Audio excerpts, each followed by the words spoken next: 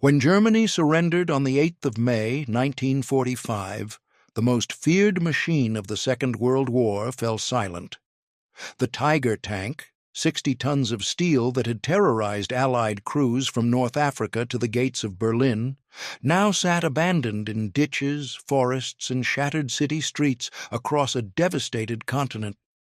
Over 1,300 Tiger I tanks and nearly 500 of their even more formidable successors, the Tiger II, had been built.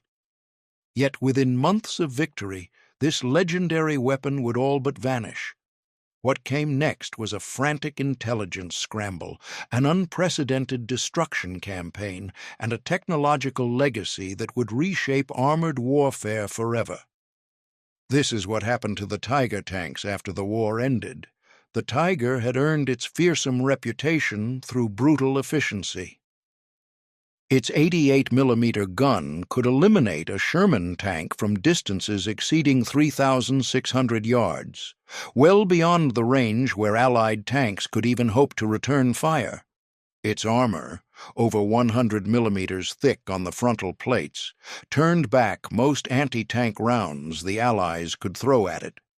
Allied tankers developed what intelligence officers grimly termed Tiger fever, a psychological phenomenon where crews reported every German tank they encountered as a Tiger, such was the terror this machine inspired.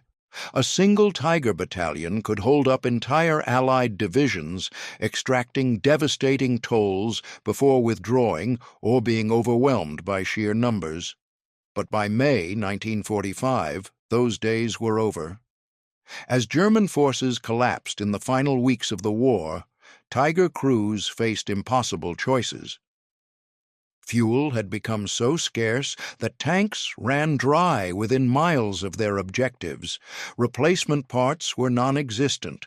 Experienced crews had been eliminated or captured, faced with advancing Allied armies from the west and Soviet forces from the east. German tankers followed standing orders.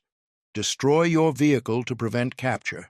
Crews placed explosive charges inside turrets, detonated ammunition stores, or simply abandoned their machines after draining fluids and smashing critical components.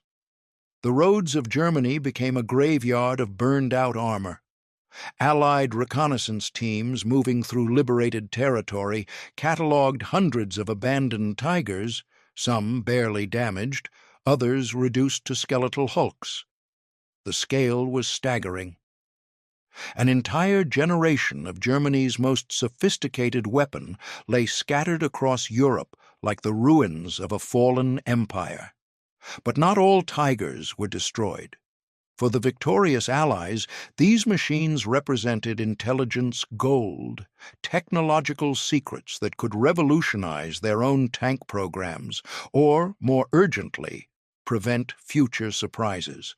By late April 1945, even before the formal surrender, American, British, and Soviet intelligence teams were racing across Germany with a single mission: capture intact Tigers before anyone else could. The competition was fierce. U.S. Army ordnance officers scoured battlefields in Belgium and France, searching for any Tiger that could be recovered and shipped back to the United States. British technical intelligence teams, who had been studying the Tiger since the capture of the legendary Tiger 131 in Tunisia 2 years earlier, sought additional examples to expand their understanding of German engineering. But it was the Soviet Union, having suffered the worst of the Tiger's fury on the Eastern Front, that pursued German armor with the greatest urgency. The Red Army had first encountered Tigers in January 1943 during the battles to break the siege of Leningrad. The experience had been catastrophic. Soviet tanks, even the formidable T-34, found themselves outmatched at every range. Within days of that first encounter, Soviet forces captured 2 damaged but largely intact Tigers, turret numbers 100 and 121, and immediately transported them to the proving grounds at Kubinka, outside Moscow. There, Soviet engineers methodically disassembled every component, test-fired captured ammunition against Soviet armor, and compiled exhaustive reports on German metallurgy, optics, and fire control systems. The Kubinka tests revealed uncomfortable truths. The Tiger's 88mm gun could penetrate the frontal armor of any Soviet tank from over a mile away, while Soviet guns required dangerously close approaches, often within 300 meters, to have any chance of a disabling shot. This intelligence directly influenced the development of heavier Soviet guns and the IS-2 heavy tank, a direct response to the Tiger threat. Now, in the spring of 1945, the race was on to capture the even more advanced Tiger II, the so-called King Tiger. In August 1944, Soviet forces near Sandomierz had already captured 3 operational King Tigers during fierce fighting. The tanks, each weighing nearly 70 tons and mounting an even longer 88mm gun, were immediately sent to Kubinka. During the transfer, the captured machines demonstrated the very weaknesses that had plagued them in combat. Engines overheated under the summer sun, gearboxes failed from the immense strain, and cooling systems proved inadequate. Soviet testers documented everything: armor quality, welding techniques, the tendency for interior spalling, even when rounds failed to penetrate. They discovered that while the King Tiger's frontal armor was theoretically impervious to most Soviet guns, the quality of German steel had declined as the war dragged on. Vanadium had replaced molybdenum in the armor plates, a substitution born of desperation, and it made the armor more brittle. Even non-penetrating hits could send lethal fragments ricocheting through the crew compartment. British intelligence, meanwhile, focused on operational Tigers still in Europe. Teams from the Royal Armoured Corps' technical branch moved through France and Belgium, identifying abandoned King Tigers from the Battle of the Bulge and the Normandy campaign. One particular prize, a Tiger II numbered 332 from Kampfgruppe Peiper, was discovered near Petit Coup, Belgium. The 70-ton behemoth had been abandoned after running out of fuel during the desperate German offensive in December 1944. American recovery crews found the tank could still move under its own power, a testament to German engineering even in defeat. They drove it to Spa, and from there it began a long journey that would eventually take it to the Aberdeen Proving Ground in Maryland, where U.S. Army engineers would spend years dissecting its secrets. The United States also secured another significant prize from Tunisia, Tiger 712, captured in May 1943. This tank had seen extensive combat service, far more than the famous Tiger 131, having been in action since December 1942. American troops partially disassembled the 57-ton machine for shipment across the Atlantic, then reassembled it at Aberdeen for mobility trials, ballistics testing, and training films. Soldiers walked through its cramped interior, noting the austere crew conditions, what Allied testers politely termed uncomfortable and Spartan. The driver and radio operator sat crammed in the forward hull. The turret crew worked in a space barely 62 inches tall, and the entire machine reeked of diesel, gun oil, and the accumulated sweat of combat. Yet the engineering was undeniably sophisticated. The Tiger's Maybach engine, its precision optics, its hydraulically assisted steering, all represented capabilities the Allies had not fully matched. Back in Britain, the captured Tiger 131 had already become the most studied tank in Allied intelligence. Shipped from Tunisia to England in 1943, it had toured British cities as part of war bond drives before being sent to the testing grounds at Chobham. British engineers compiled hundreds of pages of technical reports, photographing every component, measuring every armor plate, test-firing its gun at various ranges. The reports were revealing but also disorganized. Sections were left unfinished as engineers were pulled away for more urgent work preparing for D-Day. Some components were analyzed multiple times, while others, like mobility systems, were never fully studied because the engine broke during testing and was never repaired. By late 1944, with Allied tanks now equipped with guns capable of defeating Tigers, the intelligence value diminished. The war was moving on, but the most valuable intelligence wasn't just about how the Tiger worked. It was about what it revealed about German priorities and the flaws in their strategic thinking. The Tiger had cost over twice as much as a Panzer IV and 4 times as much as a Stuggy III assault gun. Each King Tiger required 300,000 man-hours to build, an astronomical investment of labor that Germany, by 1944, could not afford. While the Americans were producing 40,000 Shermans and the Soviets 50,000 T-34s, Germany managed just 1,300 Tiger IIs and 492 King Tigers. The Allies learned that Germany had sacrificed quantity for quality to a suicidal degree. Every Tiger was a masterpiece of over-engineering that couldn't be produced fast enough, maintained easily enough, or fielded in sufficient numbers to change the war's outcome. This lesson that perfect tanks mattered less than good enough tanks you could build by the thousands would shape post-war military procurement for decades. By the summer of 1945, the intelligence phase was ending. The victors had learned what they needed. Now came the question of what to do with the hundreds of Tigers still scattered across Europe. Most were wrecks, of course, burned-out hulls or machines too damaged to be worth recovering.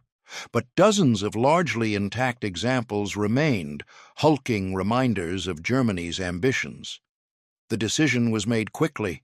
They would be destroyed, not through neglect or abandonment, but through a deliberate campaign of elimination that would ensure these machines never threatened Allied forces again. The logistics were staggering. Tigers and King Tigers were not easily moved. At 60 to 70 tons, they required specialized heavy recovery vehicles, most of which belonged to the very armies that had just finished defeating them. Some tanks were towed to collection points by American M26 Pershings or British Churchills, straining the recovery vehicles to their mechanical limits.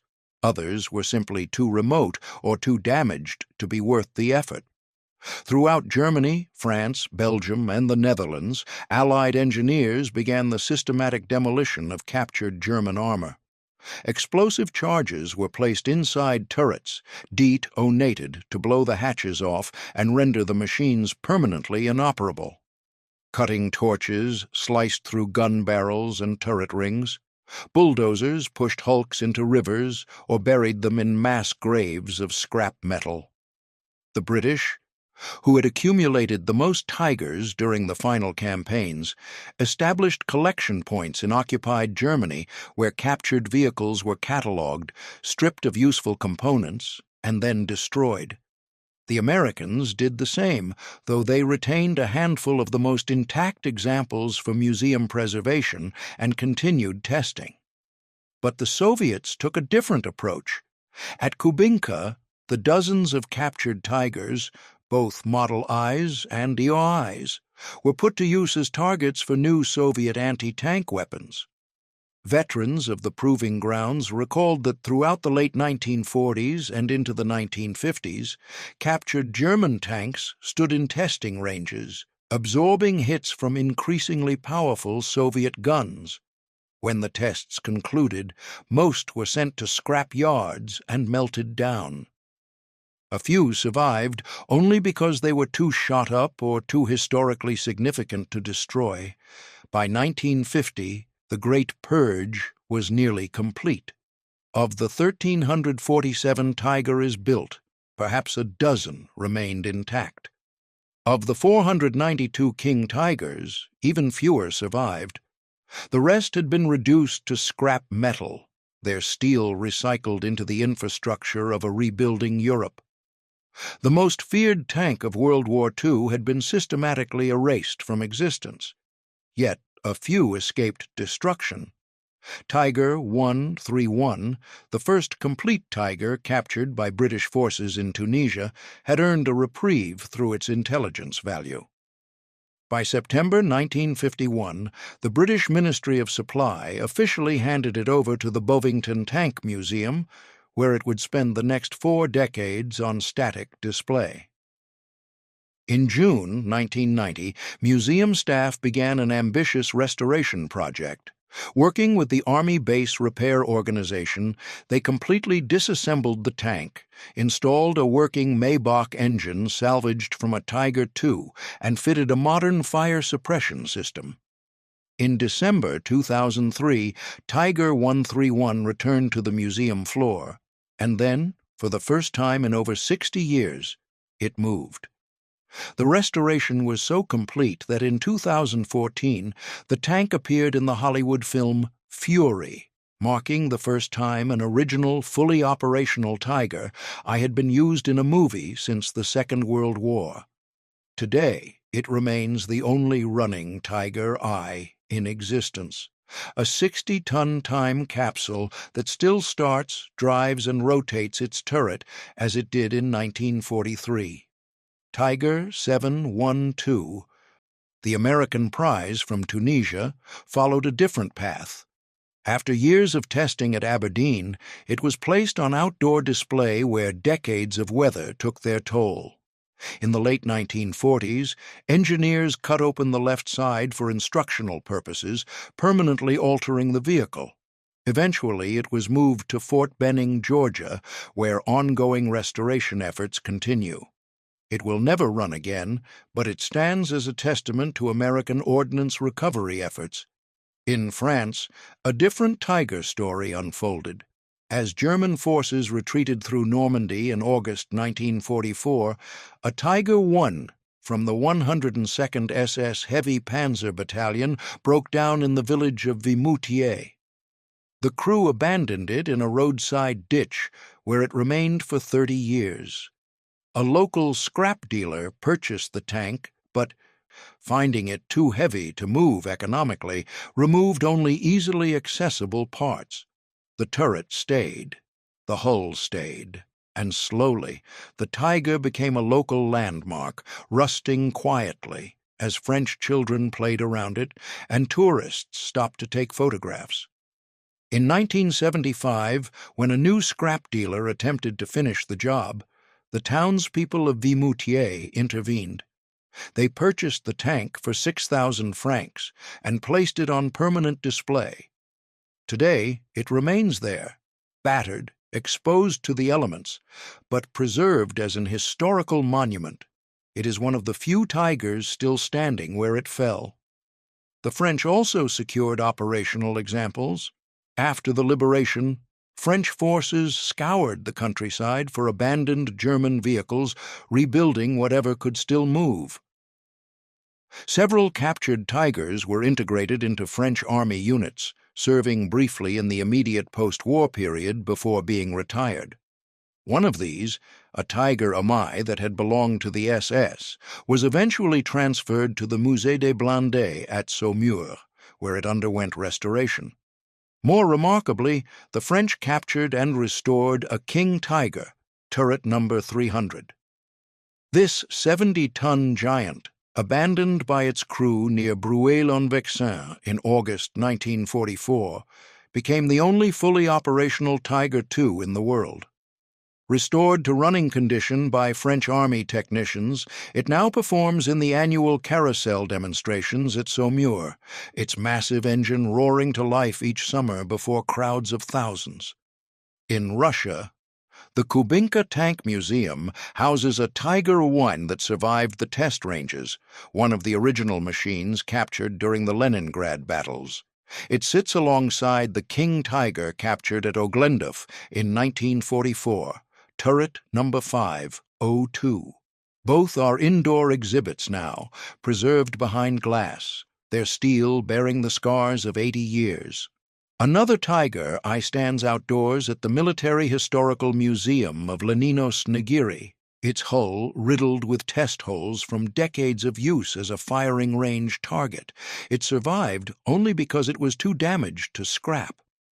Across the Atlantic, the United States preserved one final example: the King Tiger captured during the Battle of the Bulge. After decades at Aberdeen, it was transferred to Fort Knox's Patton Museum in 1991, and later to the National Armor and Cavalry Museum at Fort Benning. Its left side remains cut open from Cold War-era instructional demonstrations, a permanent window into the machine's complex interior. In total, only 7 Tiger IIs and 6 King Tigers survive today, 13 machines out of nearly 1,800 built. The rest are gone, reduced to memory and scrap. But the Tiger's influence extended far beyond the few examples that survived. The tank had fundamentally changed Allied thinking about armored warfare. Before encountering Tigers in North Africa and Russia, American and British planners had assumed their Sherman and Cromwell tanks were adequate. The Tiger shattered that assumption. It demonstrated that armor thickness, gun caliber, and long-range firepower could dominate a battlefield in ways the Allies hadn't imagined. The response was immediate. Britain rushed development of the 17-pounder anti-tank gun and the Firefly tank. America accelerated work on the 76mm gun and the M26 Pershing, and the Soviets designed the IS-2 heavy tank specifically to counter the Tiger threat. More importantly, the Tiger taught the Allies what not to build. The King Tiger, despite its fearsome capabilities, proved to be a strategic dead end. Its 70-ton weight made it a logistical nightmare. Its complex drivetrain broke down constantly, especially when driven by undertrained crews. Its fuel consumption was so prodigious that German forces lost more King Tigers to fuel starvation than to enemy action. And its production cost meant that for every King Tiger Germany built, the Soviets could field 6 IS-2s and the Americans could produce 20 Shermans. Post-war military strategists looked at the Tiger program and saw a cautionary tale about the dangers of perfectionism in wartime production. The lesson stuck. After 1945, major armies abandoned the concept of specialized heavy tanks in favor of main battle tanks, machines that combined the firepower and armor of heavy tanks with the mobility and reliability of medium tanks. The British Centurion, introduced just as the war ended, embodied this philosophy. It was heavily armed and well protected, but weighed only 45 tons, making it far more mobile than a King Tiger, while still capable of defeating one in combat. The Soviet T-54 followed similar principles, as did America's later M48 Patton. These main battle tanks dominated the Cold War battlefield, not because they were invincible, but because they struck the right balance between capability and practicality, the very balance the Tiger had failed to achieve. Yet the Tiger's technological innovations lived on. Its advanced optics, its sophisticated fire control systems, its emphasis on crew survivability, these features became standard in post-war tank design. The Tiger had demonstrated what was possible, even if it had also demonstrated the limits of over-engineering.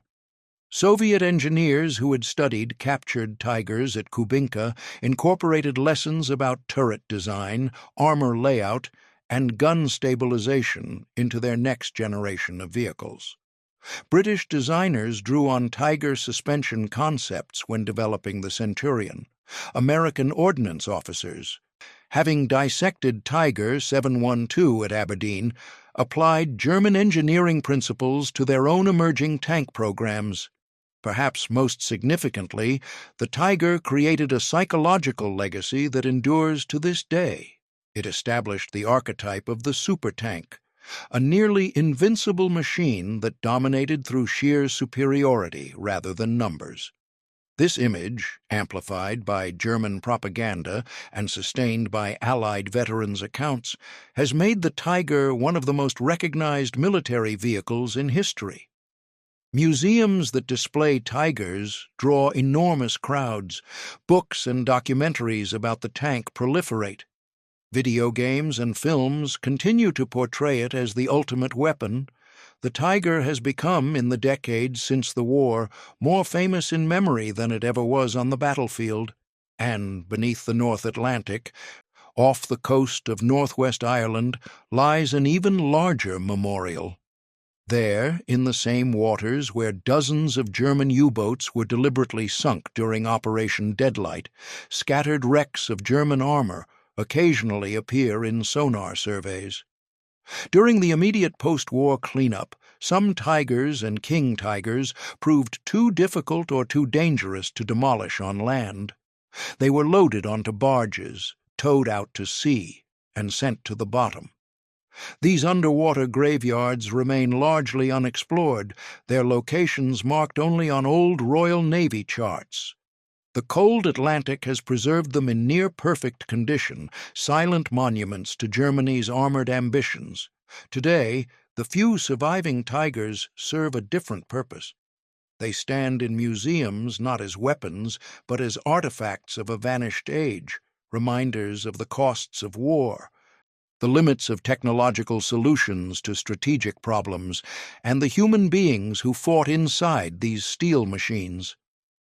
Over 30,000 German tank crewmen never returned from the war. Countless Allied soldiers fell to Tiger guns. The machines that once symbolized invincibility now represent loss, remembrance, and the hard-earned wisdom that perfect weapons do not win wars. Logistics, production, and the courage of ordinary soldiers do. The Tiger tanks are gone, but they left behind a legacy that still shapes armored warfare, still haunts the imaginations of military historians, and still stands in a handful of museums and one rusting monument in a French village, as testimony to the empire of steel that fought, failed, and now rests in silence between history and memory.